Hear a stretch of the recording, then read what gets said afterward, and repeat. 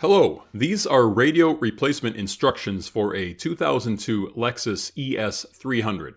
This also applies to the 2001 through 2006 ES250, ES300, ES330, and Camry XV30s. This is the original radio in mine, the ancient Mark Levinson touchscreen system. These instructions also apply to the more basic radio system as well. This is a great car and ready for an upgrade to the 21st century. Something I can connect to Apple CarPlay or Android Auto with Bluetooth from my phone. Alright, let's get started. Use a plastic pry tool to remove the trim piece around the gear shifter. The clips are in the back, so start on the side and work your way around to the back. Gently pry upward until it pops loose. If you have the rear window shade, press the tab and disconnect the electrical plug. Next, remove the console portion. Pull up firmly on the back of it to pop out the clips. To get it around the gear knob, you may need to turn the key so you can put the car in neutral, or press the release button. To do that, pry out the black plastic cover, then press the button inside to release the lock. Make sure the car isn't going to roll. Then unplug the cigarette lighter clip. Now remove the climate control portion. Give it a firm pull to pop out the clips. There are 3 connectors on the rear of the climate control console. Press the plastic tab on the top of each one and pull them out. We are now ready to remove the old radio. To do so, remove the 4 10mm bolts underneath the radio, holding it in. Use a 10mm socket to remove the front 2 bolts, and you may need an extension to reach the ones in the back. With the bolts removed, pull out firmly on the radio to release it from its clips. Next, disconnect the top connector for the hazard lights, then one for the clock, which has the tab on the side. Then remove the connectors attached to the back of the radio. This radio has 6 connectors. Depending on which original radio you have, it may be slightly different. Press the tabs on the top of the multi-pin connectors and pull them out. For the 2 antenna connectors, there are no tabs, just pull them straight out. Now you can pull out the old radio.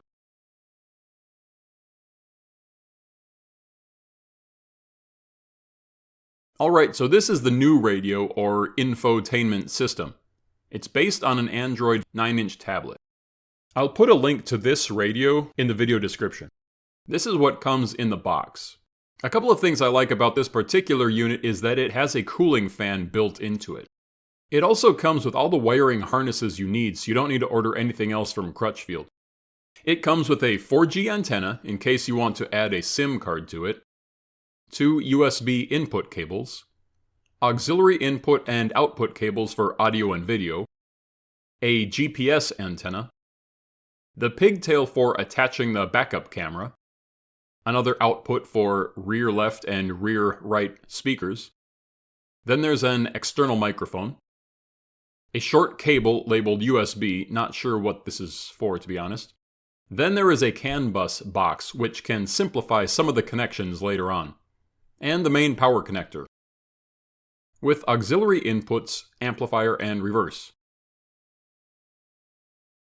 This kit also includes a backup camera, so an extender cable that goes from the radio to the trunk, and then the backup camera itself. Just a note that the product description on Amazon says the camera is not included. However, several reviewers mentioned it did come with a 1080p camera, and mine came with a camera in the bundle as well. I'll go through making all the electrical connections after we move the hazard light button, clock, and vents from the old radio unit to this one. So we'll start with the vents. Use a pry tool or screwdriver to pry the 4 clips back from the tabs, releasing the vent. Repeat for the other side. Next, carefully pry off the old plastic clips. We will need those for the new radio as well. Pry them apart and pull them off. Next, pry out the hazard light button.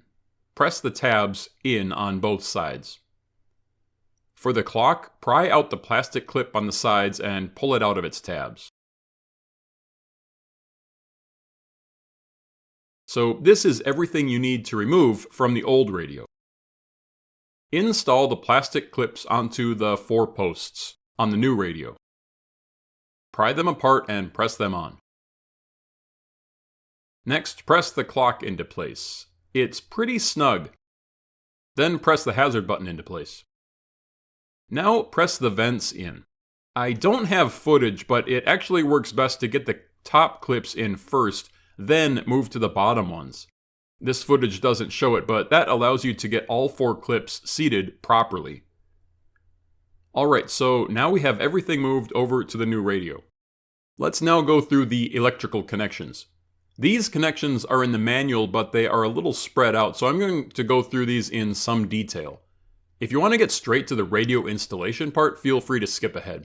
Here are the plugs and accessories associated with this radio, laid out in roughly the location that they plug into. The first thing to keep in mind is that you may not end up using all of these depending on what you want to do. The first is the 4G antenna.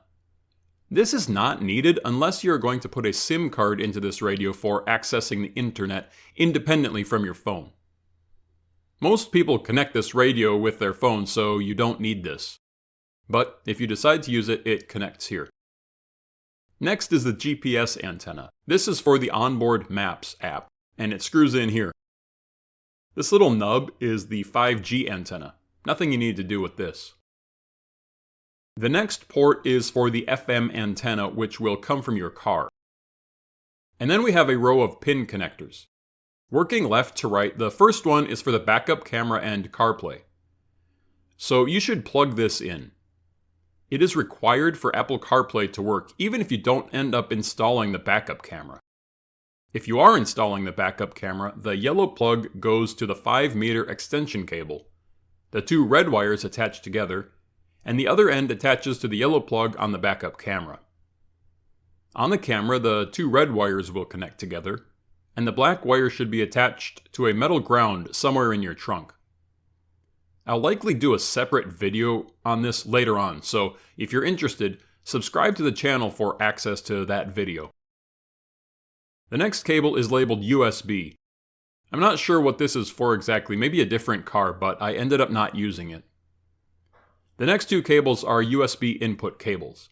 These are handy if you want to play your existing MP3s on the radio from a thumb drive, or move programs or files to this radio, or if you attach a dash cam.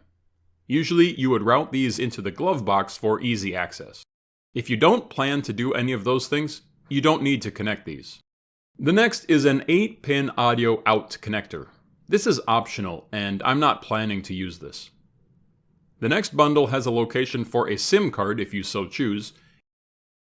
It also has the external microphone port, auxiliary audio cables, and an amplifier continuous, which is power for our amplifier, and the fan power connection. Next we have the external microphone. This plugs into the mic plug on the previous pigtail. One quick note that this radio has an internal microphone as well, in case you don't want to use the external mic. Finally, we have this last main harness. It plugs in here and provides power to the radio. This radio comes with a CAN bus box, which plugs in here. There is an external antenna, which I won't be using. Note that these white connectors will attach to your vehicle's original radio plugs. For my radio, I only use one of these. It's the only one that fits. If you have the basic radio, you may use more of these white connectors. Also, this blue amp wire will go to the amp cont on the other pigtail. Again, you only need this if your stereo system has an amplifier. Alright, so let's go ahead and plug in the wires that we're going to use. I'm going to skip the 4G antenna. The GPS antenna will be connected here. I'm actually going to connect this later once we're in the car. The FM radio wire will connect here. Then plug in the backup camera and CarPlay wire. Make sure these connectors all get fully seated with no bent pins, otherwise you will have issues. The next 2 connectors are for the USB cables. I'm going to skip these for now since they are optional. Next is the audio out, which I am going to skip as well. Next we have this audio cable. On this one, I'm going to use the mic cable, the amp cable, and the power to the fan, so let's connect this one.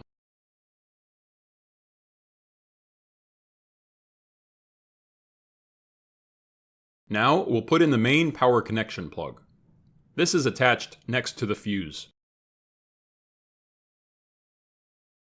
Next, since my car has an amplifier, we will connect these two amp wires. If we didn't, we wouldn't get any sound. If you don't have an amplifier, this step would be unnecessary. Just a quick note on the backup camera. Since we have the CAN bus box that came with this radio, we can just wire the red power to the 12-volt power. However, if you do not have a CAN bus box, then you would wire the red power wire from the camera to the brown reverse wire shown here. This will allow the camera to turn on when the car is put in reverse. Here is where the external microphone is connected. I'm going to plug the camera and mic in later on, so I'll disconnect them for now to make installing a little easier. And then connect the power for the internal fan. Alright, so to connect these two blue wires together, I'm going to use one of these handy splicing connectors. We're now ready to install the new radio. The first step is to route the microphone cable. I'm going to try it on top of the steering column and see how that goes. Start by feeding the mic jack through the gap, then pull it through into the radio bay. Next, plug in the mic cable. Position the radio closer to the connectors. Plug in the main power connector to the radio. Plug in the radio antenna. And screw on the GPS antenna. I just tucked the GPS antenna up above this noise-canceling foam up under the dash. Now it's probably a good idea to zip tie all the rest of these in place so they're not rattling around. Connect the clock connector, then connect the hazard button connection. Next, fit the radio into position. Make sure the cables aren't stuck between the vents. Then press the radio clips so that they snap into place. There are no screws or bolts holding on the bottom, only those 4 clips. Next, put the climate control module back in. Connect the 3 connectors, and press the clips snugly into place. So let's try it out before putting the rest back on. Reconnect the negative battery cable if you disconnected it. Turn the key on and the radio powers up. If you don't get any sound, like I did, then you need to reset the radio. This is because we have the external amplifier. Remember those 2 blue wires? So to reset the radio, go to Settings, User, Backup and Reset. The password is 3368. Then go to Erase All Data, Factory Reset. Then it goes through the boot process. This takes about 3 to 5 minutes. And your car may beep a few times and the lights on the dash may blink. That's normal.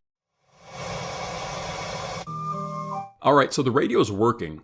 I don't want to strike against the channel, so I'm not going to be able to play any music for you, but the sound quality is surprisingly good. Alright, so that's it. This is a full Android tablet, so any Google Play apps can be installed. To get CarPlay or Android Auto working, go to the main menu, click the CarLink 2.0 app, then go to your phone and go to Bluetooth, add device, and connect to the radio. Mine was called SYU Android. Go through the pairing, and now the phone is connected. Click Continue on your phone and Android Auto pops up. You can set this to automatically connect if you want. Okay, so now put the console back on. Connect the cigarette lighter, then hook the front 2 clips and press down the back. Then plug in the rear shade of the bezel and hook in the front and press it down. And that's it for the installation. Hey, thank you for watching, and if this was helpful, please like and subscribe. It really does help me out a lot. And stay tuned to Practical Mechanic for more videos just like this one.